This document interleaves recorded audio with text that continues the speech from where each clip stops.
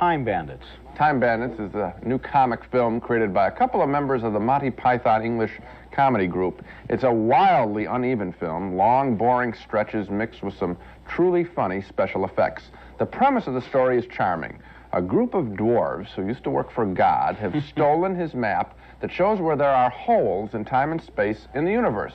And this gang of little people decides to use the map for a masterful crime wave in which they're going to travel through time, drop in on famous historical characters, and swipe important relics from the likes of Robin Hood and Napoleon. Great idea. The movie starts with a marvelous scene, any kid's fantasy. The little boy is in bed for the night. And then an armoured knight on a horse bursts in. Yes, that's right. Is this armoured knight a sex offender? Or is it just chance? It's just... I think it's chance, really. Okay, good. Yes. Good. I would think he's an honourable knight, despite his erect lance. And appearing in a boy's bedroom. Yeah. You know, I think he deals with it very well.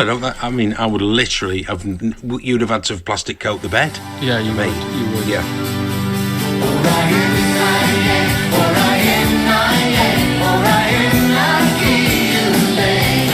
So the next day, Kevin goes to bed, but he packs like a bag of supplies. So he's got a Yeah, Polaroid camera.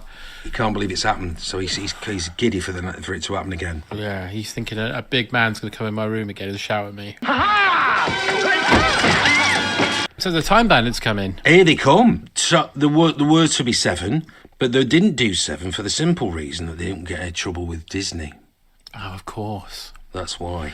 And we should say as well, the names of each one of them are so good. So Randall, Fidget, Strutter, Og, Wally, Vermin, and the one that sadly passed away, Horseflesh. Horseflesh is such an amazing name. It conjures up all sorts of imaginations. Yeah. So we've got Randall, played by David Rappaport. Oh, he's wonderful in this. Isn't he? Yeah. I remember him as Shades on Tiswas as well. Oh, yeah. Yeah. Fidget, Kenny Baker, had the great pleasure of meeting on a few occasions, and his son. Strutter, Malcolm Dixon, I'm not familiar with. No. I've not worked with. Og I recognise as Jabba's tail operator. That's right. Yes. We've all seen the sweaty footage of this poor fella. Haven't we? Working that tail. Yeah, because there's a shot of a maquette of Jabba with like 2 action men in it. Yeah. One with a beard. Mm-hmm. And then they show a small... he goes, I'll work the tail, and if Jabba gets a bit... if he gets in a bit of a bad mood, I kind of whip it about a bit. I mean, that is literally what he says. Poor man. Yeah. Yeah. Og, Mike Edmonds. Yeah. Wally, Jack Purvis. I knew Jack Purvis' son. Really? Yeah, my brother went to school with him. Him and Kenny were in a double act called the Minitones. That's right. They used to be on Little and Large. But I don't know why Kenny, for a character option, he's gone for no teeth in this. Yes, isn't that? It's weird, interesting. Isn't it? Also, it must have been difficult him being famous for being R2-D2 when you're actually just inside a machine thing. Exactly. Not great. I did see him. It really made me laugh because the guy, is it Peter Mayhew? Yeah, very shy. Yeah. Very shy man. And he went, you get fan mail for R2-D2, don't you? Yeah, that's right. Ladies send me lovely letters. And he goes, it's mad, isn't it? I'm a robot. But he goes, I get all these lovely letters. And they turned to Peter Mayhew and they said, well, if R2-D2 gets fan mail from the ladies, he went, how does Chewbacca get on? Kenny Baker chipped in, he went, he gets it. He goes, oh, really? Who from? He went, the Planet of the Apes. I love the idea that the Planet Apes find Chewbacca sexually attractive. Oh, God. They'd be all over that, the dirty little beggars. They would. Okay, we move on. Oh, yeah. We've got a couple of more Time Bandits, haven't we? We've got Vermin, Tiny Ross. So they have a bit of a tussle in the bedroom. Not like that. They do. Not like that, no. And then the Supreme... They're always fighting, aren't they? They're always falling out. They are. They're going to get Kevin, and then the Supreme Being turns up. It's kind of like an animated photo, isn't it? Yes. It's a bit like the Take On Me video. Monochrome.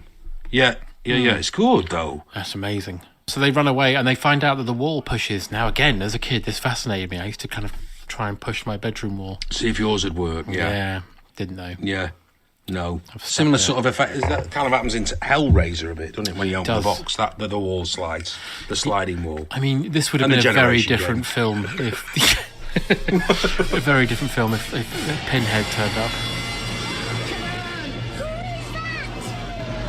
body escapes us. It would, wouldn't it? They fall through a hole. Kevin obviously is pushed along with them, and they land in Italy during the 1796 Battle of Castiglione. It's about that, yeah. Yeah. Just slap bang in the middle of the Napoleonic War. Yeah. He's got a very nice flannel dressing gown with a twisted rope belt. Do you remember? Like a woven. Very with Arthur like Dent. 3 colours. Very lovely. Yeah, they're nice, those, aren't they? Yeah. I don't seem to remember I seem to remember finding the belt, but I don't know whether I had one. I do remember having Kung Fu pyjamas, though, which also had a belt, but That makes them. So you had... it's interesting you had Kung Fu pyjamas and a belt, because that's how poor David Carradine went out. On the back of a door. Yeah. Well, they're going to do a robbery. That's right, because they say, we are international criminals. Yeah. Yes. Yeah, I don't know why they say international, because surely if God made the world and all of the planets, they could be Universal robbers. As a comedian, I don't remember who it was, but whoever you are, you're a genius. I love that you just made a simple joke. You went, why do only Earth people enter Mr. Universe? That's very true. True, isn't it? Yeah. That'd be a good show, wouldn't it? I would. Oh, maybe Arnold Interplanetary Schwarzenegger's Mr. from Universe. Yeah. So the theatre manager's about to kill himself with a pistol. Then our heroes arrive. Yeah, the bandits turn up and tell who them are about their right up Napoleon Street. The timing couldn't be better. Couldn't be bad. What I love is the new music is handed to the band, who don't seem very impressed. And I put, jazz, great. It turns midnight. They've dragged all their ill-gotten gains past the guards. But I do love the special effects of the disappearing door. It's so good. It's such a great effect. Yeah. 1981, I'm buying it 100%. Yeah. But they fall through to the they land in the Middle Ages. Middle Ages, yes. 500 years before the people we just robbed were born. And it's Kevin that comes to the historical rescue, because he's a bit of a history whiz, isn't he? He is. He's like Dan Snow. This episode, we've got such a treat for you this time, guys. It's a beautiful Friday afternoon here in the UK, and we are talking about life and death in medieval England. We're going to talk about poo. We should mention Shelley Duvall. Yes, we should. Is this post-Shining? I was going to say, is this around the time? This is post-Shining, yes. Yeah, yeah, she still seems to be holding it. I suppose she'd be very grateful to do this kind of film after what Kubrick brought her through. The levity of this, yeah. Look at this. Pulled all my hair. I pulled hunks of hair out on the windowsill. And the back got cut. Need to trim those hunks of hair. Oh, look. Okay. Oh. She's great in this. She only does 2 scenes. Brilliant. Yeah. Her English accent's absolutely on point. Oh, Vincent! Someone's coming! Help! Help, I say! Oh, at last! Oh, I say! My fiancé, and I would appreciate a bit of assistance. Absolutely. John Cleese is Robin Hood. Based his performance on the Duke of Kent, watching him having meaningless conversations with footballers at FA Cup finals. Of course it is. And what do you do? Really good, jolly good. Do you enjoy robbing then? Helps pay the rent, sir. How long? This is my favourite joke. How long have you been a robber? 4'1". But have you? Jolly good. Have you met them, the poor? Have you met the poor? Sorry, the poor? You'll really like the poor because they haven't got 2 pennies to rub together. That's why they're poor. And then now the sidekick that you like looks like an acromegalic Bruce Forsyth. Who plays? Who is it in Clash, John? Who's Calibos? Calibos, yes. And he's, you know what his name is? What? Marion. That's Marion. That's right. That's a brilliant joke. Robin and Marion. That's him. Yeah. Thank you very much. Thank you very much. Thank you very, very, very, very much. Awful people. Just when you think this film can't possibly get any better. Yeah. We meet David Warner's Evil. Oh, gold. This is, for me, my favourite performance of his, even though he's been amazing in so many things. But this is... I've got lots of affection for this. Yes. It was in Tron as well, the baddie in that, isn't it? Yes. So enter evil villain, staring into a cauldron, a la Wizard of Oz, I believe. And there are crossovers from Wizard of Oz in this. Yes. Like the Supreme Being and this looking in the giant cauldron. And I love his minions. Whether or not it's all a dream, that's another Wizard of Oz thing, isn't it? Yeah. Yeah, so the idea is to bait the Time Bandits to get the map. So once he's got the map, the evil, I think that's what he is. He's just called evil. He's just called evil, yeah. Yeah. I shall be the supreme being. But also, He will they're have wearing all power. Yeah, and they're wearing the sofa covers, and they're obsessed with technology. So Absolutely. And it looks like somewhere, it's like a small corner of Battersea Power Station where they filmed this, doesn't Yeah, it? Kind looks of like like there's old, kind of vintage control panels everywhere. But he also says that the god cares nothing for the microchip or the Silicon Revolution. Look how he spends his time. 43 species of parrots. Nipples for men. For men? What about slugs? Slugs! He created slugs. But then, before they can do anything, because evil says, I'm losing the signal, what's happening? Supreme Being turns up again.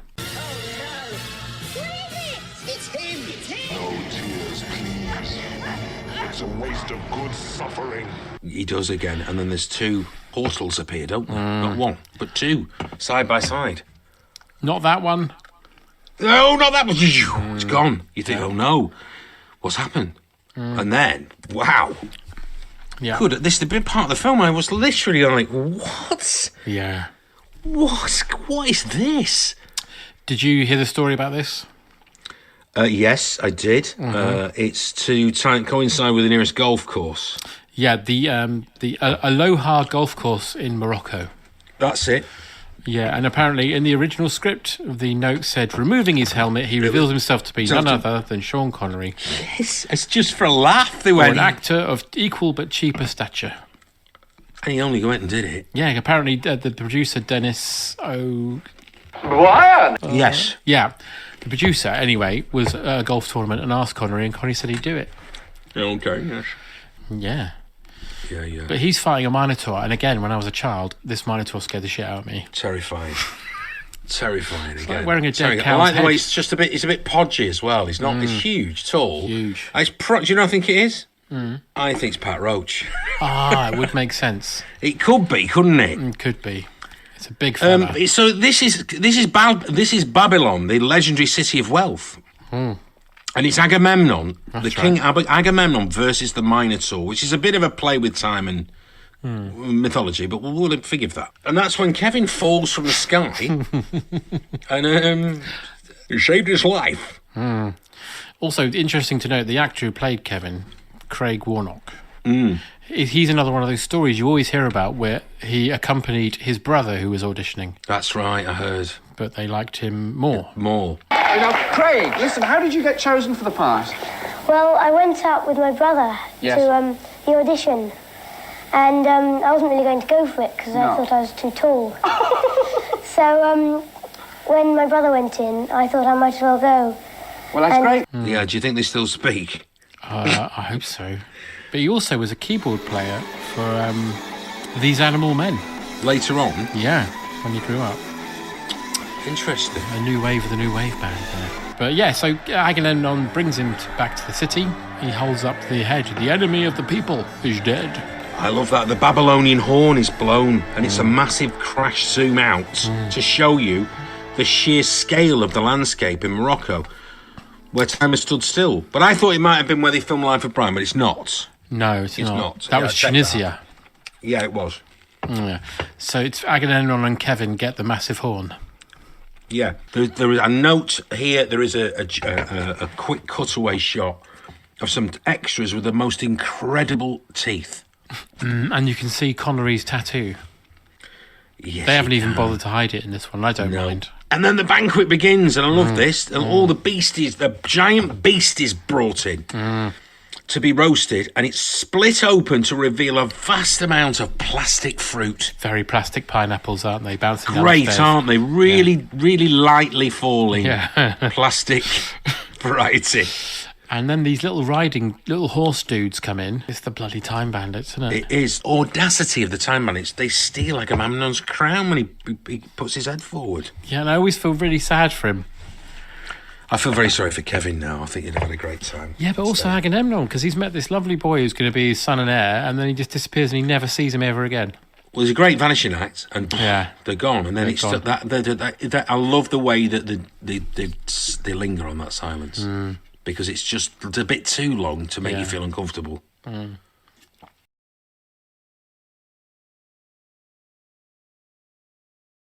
And then we cut to everybody sitting on board a ocean liner. Cruise ship. We don't know which particular cruise ship. No, we don't know yet. I love the fact they've managed to find 6 perfectly tailored evening dinner suits aboard. Champagne and cigars all round. Yeah. Well, Randall says, look, Kevin, we're clever. Yeah, we're similar. And also, I've figured out where the Time of Legends is. That's right. Waiter, more champagne and more ice. Plenty of ice because the ship hits an iceberg. And what ship is it, John? It's the Titanic, John. Of course it is.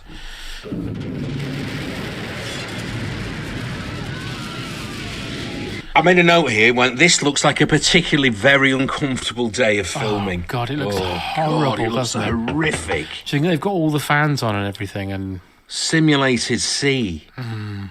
Poor Kenny Baker says he can't swim. Yeah. The evil creates a whirlpool and brings them into the Time of Legends.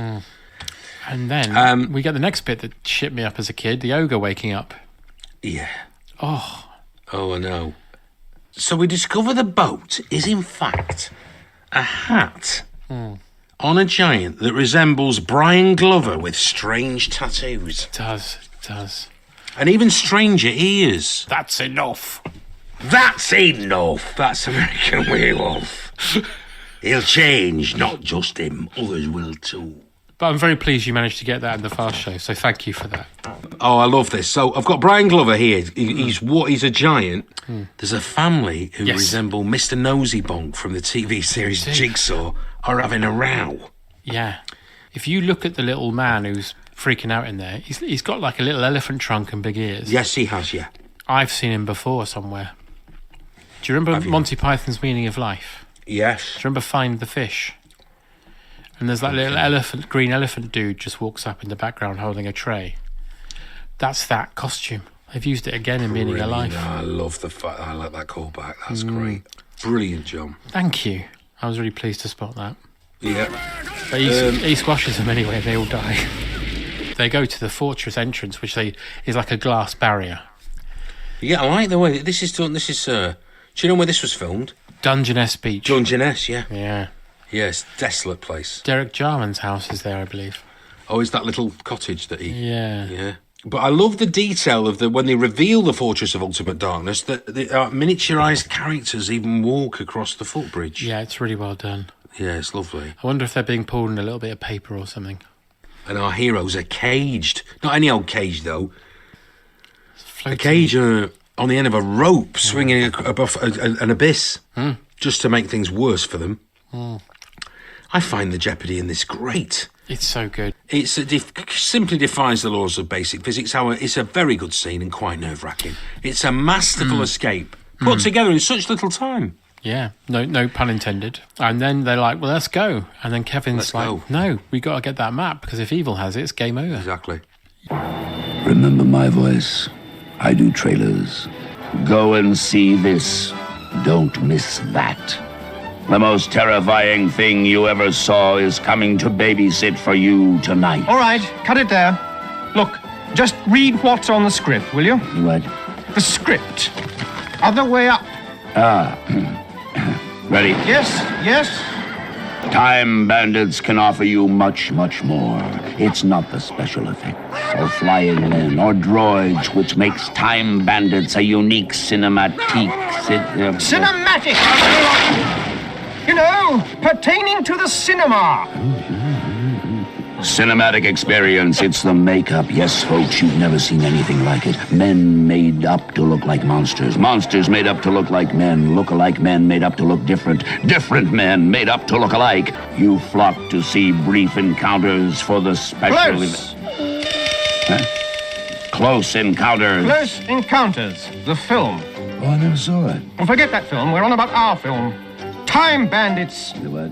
Time Bandits, the one you are supposed to be promoting. Time Bandits is an awfully good film. We have worked ever so hard on it. It's a tremendous adventure story. We like it, and we're pretty sure you will. What's wrong with it? It's direct, punchy, Honest? Honest. Honest. Schmonest. What's that got to do with anything?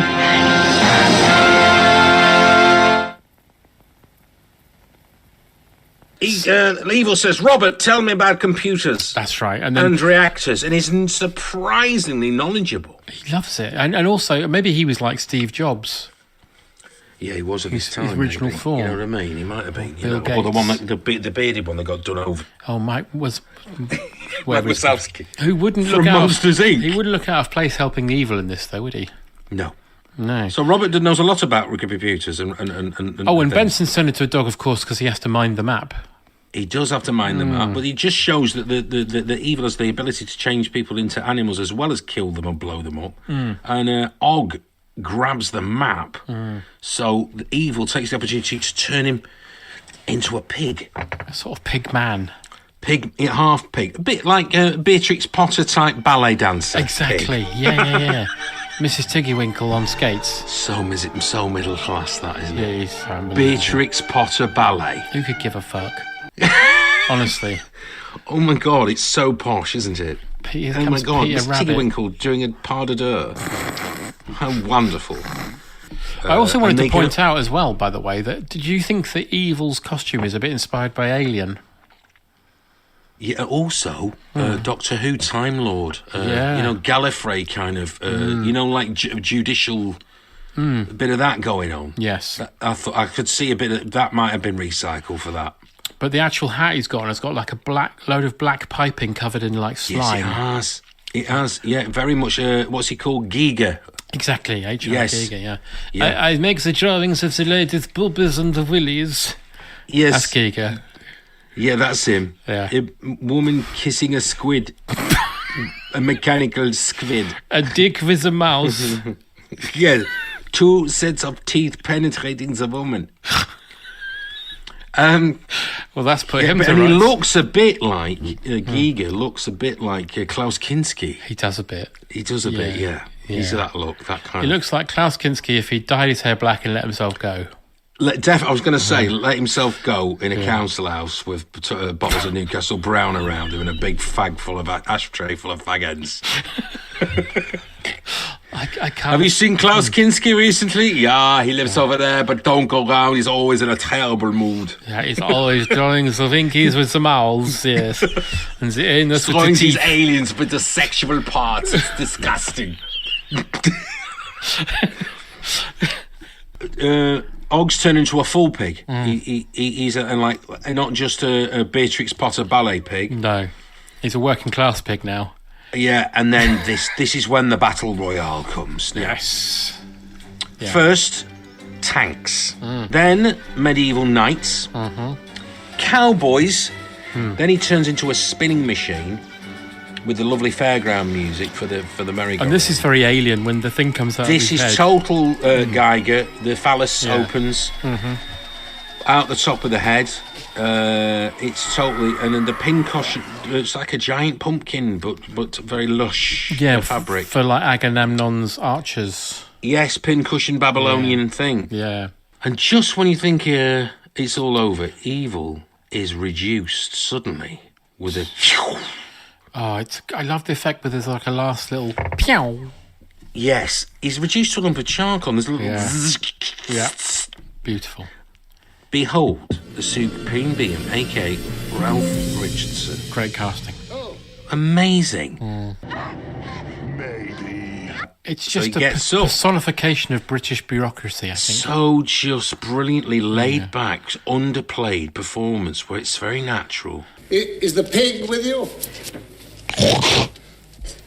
Right. Well, we'll sort him out first. And he reveals... But what do you mean? What do you mean, steal the map? I gave it to you, silly little man. Turns out it was a great way of testing his handiwork. Evil turned out rather well, don't you think? Now, you really are an untidy boy. I like Sign his... here. Whose are these? These? Whose are these? Remember, in the original ending, sure they died, and we had endless debate over whether they should die, whether you could kill the parents or not. No, but that was Dennis who said, at show to the film, you cannot do that, and I was we were having this constant fight about blowing up the parents. I said, they gotta die. They didn't listen to their kid. Parents have to listen to kids. I said, you've got to learn the lesson the hard way. And it always seemed right. And I remember one of the turning points in this argument was when we were in Fresno having a test screening of it. And for whatever reason, the film had been put through the projector through the wrong sound system, and so most of the film, and people were leaving in droves, but they fill out the cards, and one of the things was, which was your favorite part of the film, multiple choice, and one of them was characters, was the ending. It was down there because I said we had to find out, and I then went home that night with all the cards after they'd been, and I was reading them. I got to know what was really going on there. And the next day we get the statistics from the firm that collates these things, and there it said, the part they liked the best was the ending. What nobody had done is read the cards and really see what they were saying, because they were scrawled with anger. What was the best part? The ending, because it was over. I could go home and get out of there. Is what they were saying. Yes. But statistically, it was the best part of the film, according to the question and the answer. And I said, well, showed that to Dennis. No, I did. No, it's exactly right. I never showed him the cards. And so I said, there, point taken. Also, I want to point out, though, if you're listening and you are a fireman, if you've just witnessed a child's two parents explode before him, don't just wink and drive off. Midnight sunshine, silent thunder, sky is black as day.